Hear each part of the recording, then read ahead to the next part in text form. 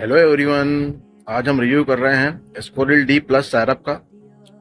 इस सायरप में तीन तरह की दवाइयाँ होती हैं। पहला होता है डेक्सामेथासोन हाइड्रोब्रोमाइड, ये खांसी को रोकने में मदद करता है। दूसरा होता है क्लोरोफेनामाइन, ये एक एंटीहिस्टामिन होता है, ये एलर्जी को कम करता है। और तीसरी होती है फेनिलिफ्राइन, ये बंद नाक को खोलने में मदद करता है। दोस्तों, ये सायरप ग्लेनमार्क कंपनी की आती है। 154 रुपये की आपको मिलेगी है। आप किसी भी केमिस्ट पर आसानी से ले सकते हैं, मगर लेना आपको डॉक्टर की सलाह से है। Thank you.